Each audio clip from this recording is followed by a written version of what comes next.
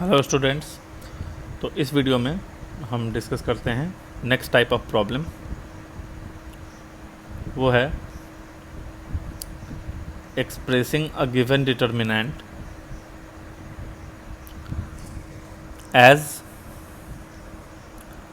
Some of two determinants.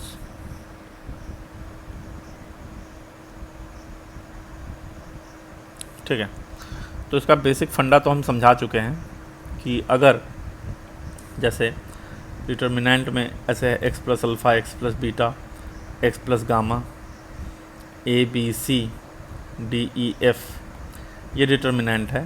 तो इसको हम दो डिटर्मिनेंट में ब्रेक कर सकते हैं, x x x A B C D E F plus alpha beta gamma A B C D E F. ठीक है, ये कैसे हुआ ये जानने के लिए पीछे का वीडियो देखना पड़ेगा तुम्हें, प्रॉपर्टीज़ ऑफ डिटर्मिनेंट्स वाला, जहाँ पे हमने पढ़ाया है। तो इसके बेसिस पे चलो क्वेश्चन करते हैं। क्वेश्चन मतलब prove that determinant of B plus C, C plus A plus B और A B C A B सी, है ना, इसको प्रूव करना है ए plus B plus C into A minus C whole square. ये प्रूव करना है, मान लो। तो वो चीज़ तो करोगे ही कि लेट गिवन डिटर्मिनेंट भी डेल्टा।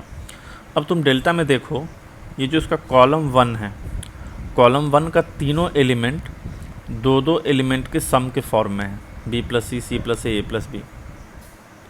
तो हम इसको ब्रेक कर सकते हैं कैसे, B A B C A B C plus दूसरा सी ए बी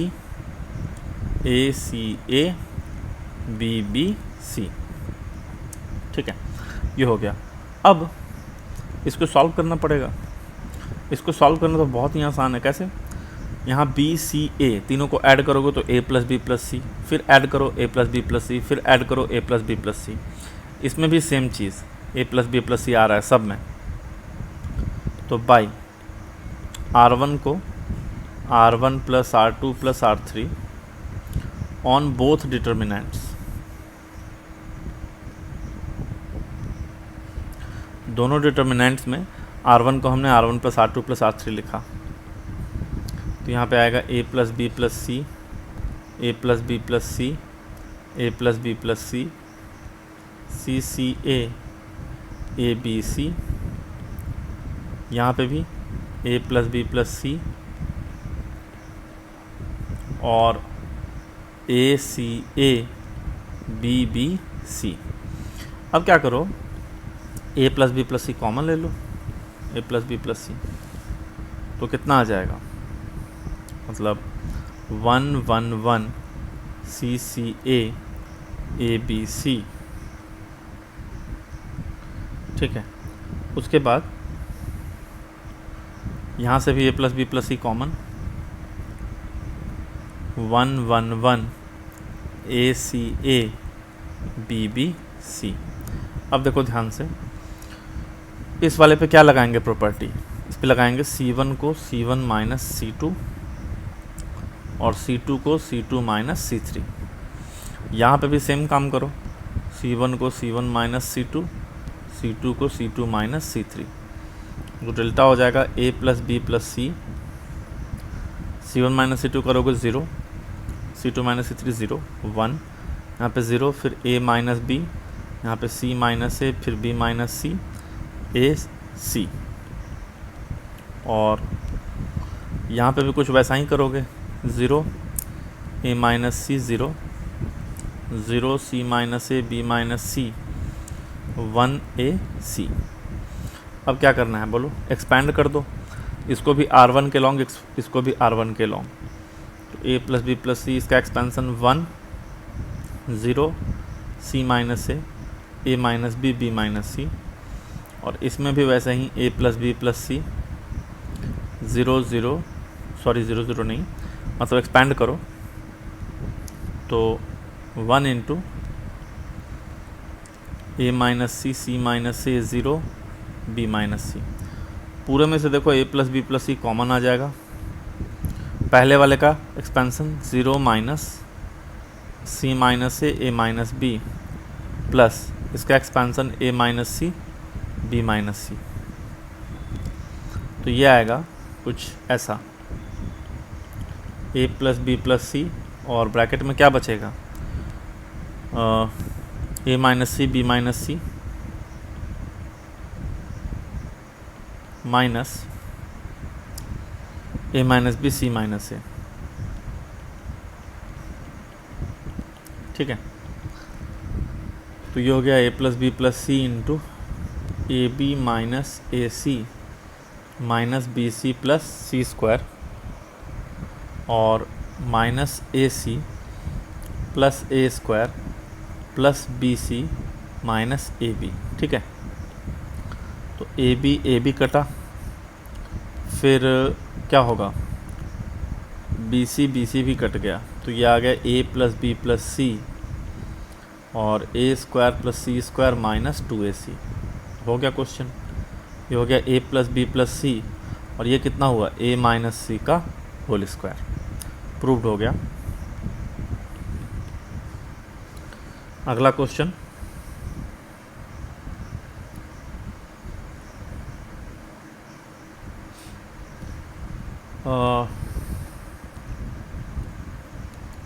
चलो ध्यान से देखते हैं इसको, बहुत ही अच्छा क्वेश्चन है।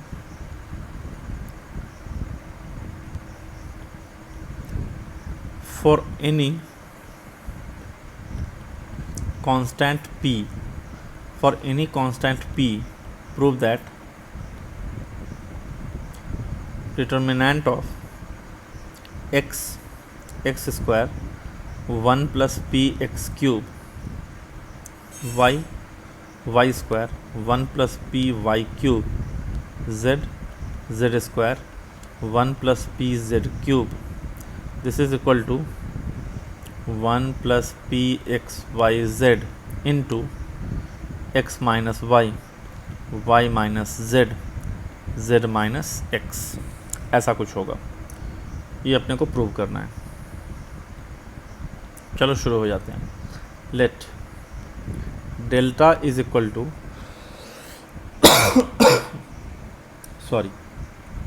डेल्टा इज इक्वल टू, ध्यान से देखो, ये जो थर्ड कॉलम है इसमें हर एलिमेंट दो के सम के फॉर्म में है, तो बेस्ड अपॉन थर्ड कॉलम हर डिटर्मिनेंट को, इस डिटर्मिनेंट को हम दो डिटर्मिनेंट में एक्सप्रेस कर सकते हैं।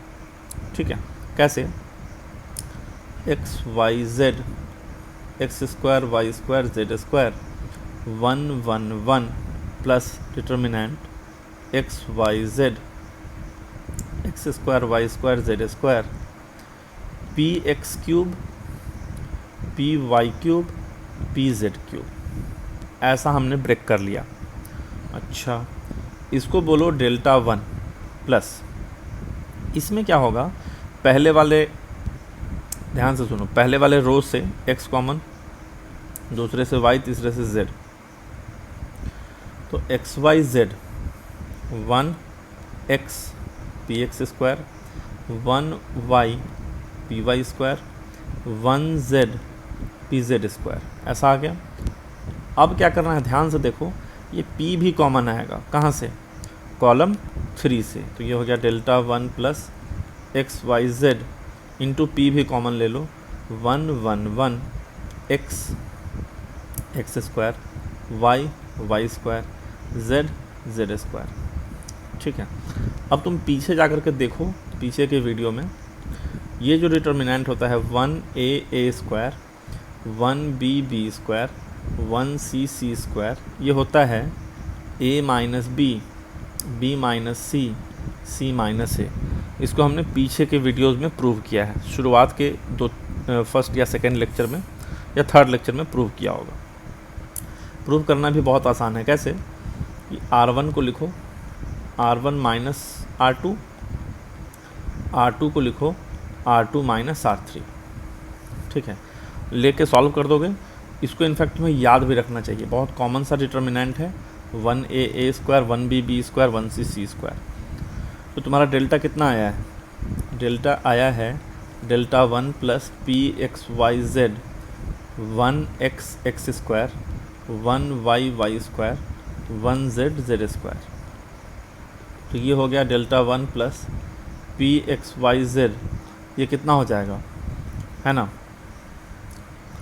a minus B, B minus C minus A, तो ये होगा x minus Y, Y minus Z और z माइनस एक्स। ठीक है, अब डेल्टा 1 को थोड़ा सा लिखो, ये डेल्टा हो गया। डेल्टा 1 कितना था तुम्हारा? x² 1 y² 1 z² 1 x² 1 y² 1 z² 1 ये है तुम्हारा डेल्टा 1। ध्यान दो ये भी वैसा ही मैच कर रहा है 1x² टाइप का, बस खाली रो और कॉलम में थोड़ा हेरा फेरी है। तुम क्या करो, कॉलम 1 को कॉलम 3 के साथ इंटरचेंज कर लो, तो डेल्टा 1 क्या हो जाएगा? माइनस हो जाएगा। माइनस क्यों होगा याद करो, क्योंकि किसी भी दो रो या कॉलम को इंटरचेंज करते हैं तो sign of determinant gets reversed. तो 1 1 1 फिर x² y² z² और xyz। अगेन आप क्या करो, कॉलम 2 को कॉलम 3 के साथ इंटरचेंज कर लो, तो by C2 interchange with C3 delta 1। ध्यान से देखो, माइनस तो है पहले से, अगेन एक माइनस आएगा। क्यों? क्योंकि तुम फिर से रो और कॉलम को इंटरचेंज कर रहे हो। तो ये हो जाएगा अब 1x² 1y² 1z² तो ओवरऑल ये आ गया 1x² 1y² 1z² ये आपका डेल्टा 1। तो ये भी तो कुल मिला करके वहीं आ जाएगा ना, x minus Y, Y minus z, z minus x. Delta 1 भी उतना ही आया। तो देयरफॉर आपका जो डेल्टा था वो कितना था? Delta 1 plus P x Y z into x minus Y, Y minus z, z minus x. Delta 1 की जगह पे आप यही चीज़ रख दो, x minus Y, Y minus z, z minus x plus P x Y z into x minus Y, Y minus z, z minus x. Overall क्या common आएगा? X minus Y, Y minus z, z minus x common 1 plus P x Y z. हमें prove क्या करना था? हमें यही prove करना था 1 plus P x Y z into this. Prove हो गया। तो p का कोई भी वैल्यू रहे स्केलर क्वांटिटी, उससे ये प्रूव हो जाएगा। ऐसे भी क्वेश्चंस को कर सकते हैं, मतलब डिटर्मिनेंट्स को ब्रेक करके। ठीक है, let's take next question. Prove that determinant 1 plus a 1 1 1 1 plus b 1 1 1 1 plus c this will be A B C into, ठीक है, 1 by A plus 1 by B plus 1 by C plus 1, या फिर इसी को जब आप सॉल्व करोगे तो A B plus B C plus C A plus A B C. ठीक है, दोनों में से कुछ भी प्रूफ करने के लिए बोल सकता है। तो शुरू हो जाते हैं। इस डिटर्मिनेंट को अगेन डेल्टा मान लिया। अब ये सब क्वेश्चन मैं जितना भी करवा रहा हूँ CBSE बोर्ड के लिए और JEE मेंस के लिए भी इम्पॉर्टेंट रहेगा। ठीक है, ये सब अगर सही से समझे हो कॉन्सेप्ट लगा के तो हेल्प करेगा बहुत। तो मैं देखो ध्यान से, हमें जो प्रूव करना है उसमें 1 by A 1 by B 1 by C दिखा। तो हम जानबूझ के क्या करते हैं, जानबूझ के, जैसे R1 है ना, तो R1 में हम R1 को ऐसे लिखते हैं। देखो A मतलब 1 प्लस ए में से ए कॉमन लिया तो क्या बचेगा 1 बाई ए प्लस 1। इस 1 को क्या लिख सकते हैं ए बाई ए, इस 1 को क्या लिख सकते हैं ए बाई ए। फिर R2 में 1 को क्या लिखा बी बाई बी, और 1 प्लस बी में से बी कॉमन लिया तो 1 प्लस 1 बाई बी, और फिर 1 को लिखा बी बाई बी। R3 में फिर सी बाई सी, सी बाई सी और सी कॉमन 1 प्लस 1 बाई सी। ऐसा करने से हमको फ़ायदा क्या हुआ? फ़ायदा ये हुआ कि अब हमारा जो ये है फर्स्ट रो है उसमें से ए कॉमन आएगा, सेकेंड रो से बी कॉमन आएगा, थर्ड रो से सी कॉमन आएगा। तो बाहर ए बी सी आपको दिख भी रहा है, जो प्रूव करना है उसमें बाहर क्या है, ए बी सी है। तो बाहर ए बी सी आ गया, ये हो गया 1/a + 1, 1/a 1/a, फिर 1/b 1/b + 1 1/b, 1/c 1/c 1/c + 1। अब आपको दिख रहा होगा करना क्या है, जो प्रूव करना है 1/a + 1/b + 1/c + 1, तो यहाँ पे कैसे जनरेट होगा, लगा दो बाई, लगा दो C1 को नहीं R1 को लगाना पड़ेगा रो में। तो इसको ऐसे लगाओ, R1 को R1 + R2 + R3, तो डेल्टा कितना हो गया, ABC, ये हो जाएगा 1/a + 1/b + 1/c + 1, 1/a + 1/b + 1/c + 1, 1/a + 1/b + 1/c + 1, और बाकी सब तो एज इट इज़, तो आप लिख लो इन सबको 1/c + 1। क्या होगा फिर, R1 से रो नंबर 1 से ये कॉमन आ जाएगा, तो ये हो गया ABC 1/a + 1/b + 1/c + 1, और बचा क्या 1 1 1, 1/b 1/b + 1 1/b, 1/c 1/c 1/c + 1, तो कितना हो जाएगा ABC इंटू जो भी है लिख दो उसको, और इसमें डायरेक्टली कर रहे हैं, क्या करो C1 से C2 घटा लो, C2 से C3 घटा लो, 1 - 1 0, 1/b - 1/b -1, तो -1 0, फिर 0, 1/b से 1/b गया तो 1 आएगा, और 1/c - 1/c -1 -1, और 1 1/b 1/c + 1। हमने क्या किया, बाई C1 को C1 - C2 और C2 को C2 - C3। अब इस डिटर्मिनेंट को एक्सपेंड कर लो, ठीक है, तो डेल्टा आ जाएगा ABC 1/a + 1/b + 1/c + 1, और इस डिटर्मिनेंट का एक्सपेंसन तो कर सकते हो 1 आ जाएगा, इस डिटर्मिनेंट का एक्सपेंसन 1 आ जाएगा, वो तुम लोग खुद से कर लेना। तो प्रूव्ड हो गया, यही तो प्रूव करना था। और इसी को मल्टीप्लाई कर दो तो कितना होगा, ABC/A + ABC/B ABC/C + ABC, multiply करके लिख दो, A से A कटा, B से B कटा, C से C कटा, तो AB + BC + AC + ABC, ठीक है, तो ये भी लिख सकते हैं इसको। तो इसमें अगला क्वेश्चन, विदाउट एक्सपेंडिंग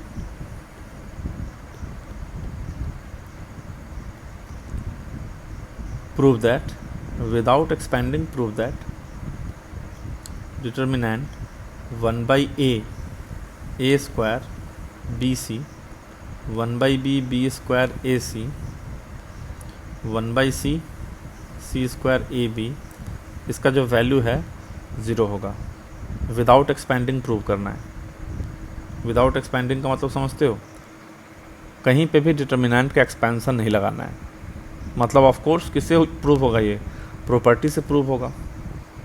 तो लेट गिवन डिटर्मिनेंट भी डेल्टा मान लिया। अब ये जो 1/a है, इसको अगर हमको 1 बनाना है, मतलब 1/a थोड़ा अजीब लग रहा है, इसको 1 बनाते हैं, ठीक है। कैसे बनाएंगे, उसके लिए R1 को a से मल्टीप्लाई करो, तो ऐसे लिखो, बाई R1 को हमने लिखा AR1, a से मल्टीप्लाई किया। सिमिलरली R2 को b से मल्टीप्लाई कर लो, R3 को c से मल्टीप्लाई कर लो। एक चीज़ समझना बात, ये जो सेट ऑफ ऑपरेशन है, प्रॉपर्टी है, ट्रांसफॉर्मेशन है, वेरी वेरी इंपॉर्टेंट है। बहुत सारे टफ क्वेश्चन में it is used in many tough questions. बहुत सारा टफ क्वेश्चन होगा डिटर्मिनेंट्स के ऊपर, जिसमें तुम्हें कोई प्रॉपर्टी नहीं दिखेगा, तो तुम एक बार ये प्रॉपर्टी लगा के देखना, इससे कुछ हेल्प होता है क्या। बहुत सारा क्वेश्चन इस पे भी होता है, ठीक है। तो अब ध्यान दो, डेल्टा, लेकिन तुमने क्या किया, R1 को A से मल्टीप्लाई किया तो डिटर्मिनेंट का वैल्यू A टाइम्स बढ़ गया होगा, ठीक है। मैंने A टाइम्स चेंज हुआ होगा। मैंने बोला था कि किसी भी एक रो या कॉलम को आप किसी कांस्टेंट से मल्टीप्लाई करते हो तो डिटर्मिनेंट में उतना टाइम्स वैल्यू चेंज हो जाता है। तो R1 AR1 की वजह से A टाइम्स, BR2 की वजह से B टाइम्स, CR3 की वजह से C टाइम्स। तो डेल्टा में हमें क्या करना पड़ेगा, A into B into C से डिवाइड करना पड़ेगा ताकि उसका वैल्यू कांस्टेंट रहे। अदरवाइज़ तो उसका वैल्यू तुमने बढ़ा के लिख दिया ना, तो ABC से डिवाइड करना पड़ेगा। अगर मैं खाली R1 को AR1 लिखता तो A से डिवाइड करना पड़ता, लेकिन मैंने तीनों रो में चेंज लाया है, इसलिए 3 बार ABC लिखना पड़ेगा। अच्छा, अब R1 जो है A से मल्टीप्लाई हुआ है तो क्या बचेगा, 1A क्यूब ABC, फिर 1B cube ABC, 1C cube ABC।